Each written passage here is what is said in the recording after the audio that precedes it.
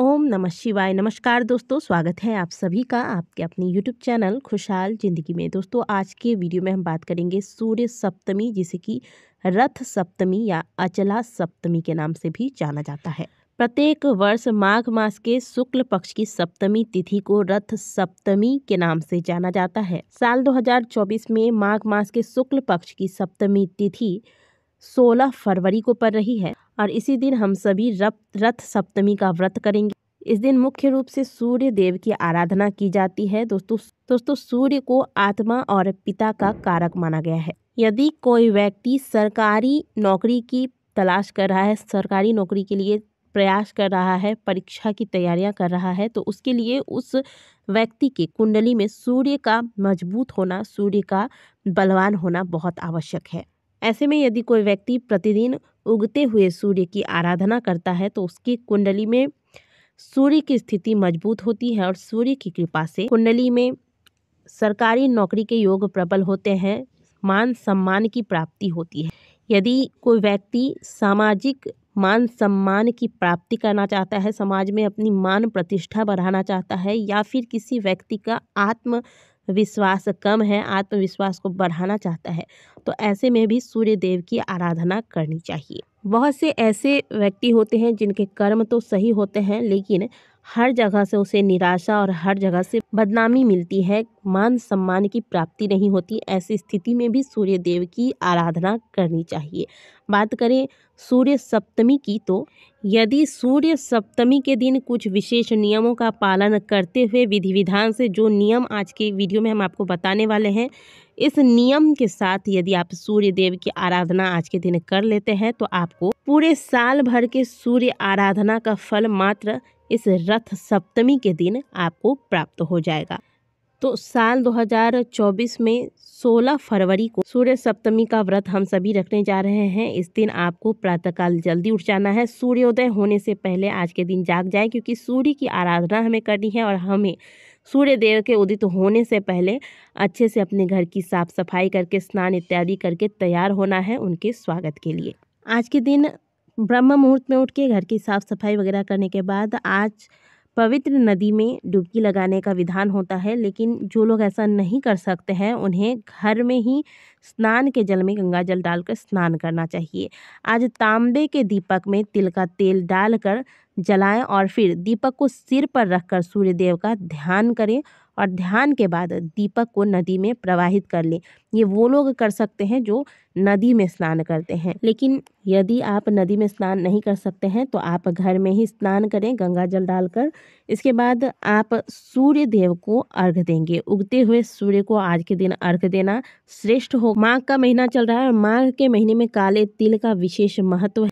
इस पूरे महीने में सूर्य देव को काला तिल डालकर जल अर्पित करने का विधान है, लेकिन यदि आपने पूरे महीने नहीं किया है तो आज के दिन कम से कम तांबे के लोटे में जल भर ले, इसमें काला तिल मिलाए।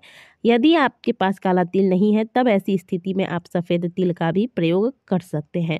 अब इसी जल के लोटे थोड़ा सा लाल चंदन इसी जल में डाल देंगे, थोड़े से चावल के दाने डाल देंगे। अब इस जल में आपको अगर मिल जाए तो लाल रंग का गुलहड़ का पुष्प डालकर इस प्रकार से जल तैयार कर लेना है। दोस्तों, सूर्य देव एक ऐसे देवता हैं जो हमें साक्षात रूप में प्रतिदिन दर्शन देते हैं और आज के दिन सूर्य जयंती के रूप में भी मनाया जाता है। तो आज जो हम सूर्य आराधना करेंगे वह कुछ विशेष होगी। आज हम सूर्य देव को अर्पित करने के लिए कुछ नैवेद्य तैयार करेंगे। नैवेद्य में हम आटे का हलवा तैयार कर लें, या फिर कुछ स्थानों पर आज के दिन चावल की खीर गुड़ डालकर बनाई जाती है। तो आपके यहाँ जिस प्रकार से भगवान सूर्य के लिए नैवेद्य बनाया जाता है, नैवेद्य तैयार कर लें। 5 प्रकार के फल, पान, सुपारी रख लीजिएगा। एक तांबे का दीपक ले लीजिएगा, इसमें तिल का तेल डालकर यह दीपक आपको साथ में पूजा वाली थाली में रख लेनी है।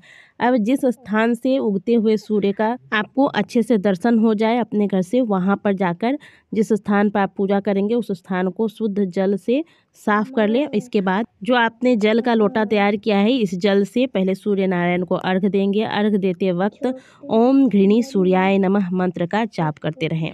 इसके बाद जो आपने थाली में भगवान के लिए भोग नैवेद्य वगैरह रखा है, नैवेद्य फल, पान, सुपारी वगैरह रखा है, इसे हाथ में ले लें। पहले आप दीपक जो आपने रखा है, इस दीपक को प्रज्वलित कर लें और अपने हाथ में लेकर सूर्य नारायण की तरफ अपने हाथ को बढ़ाकर थोड़ी देर आपको वहीं खड़े रहना है और सूर्य देव का ध्यान करना है। जिस प्रकार से छठ पूजा में आप करते होंगे वैसे ही भगवान सूर्य को यह नैवेद्य अर्पित करते हुए आपको खड़े होकर उनका ध्यान करना है। इसके बाद जितना देर हो सके खड़े होकर उनके मंत्रों का जाप करें, उनका ध्यान करें, 5 मिनट 10 मिनट जितना देर हो सके।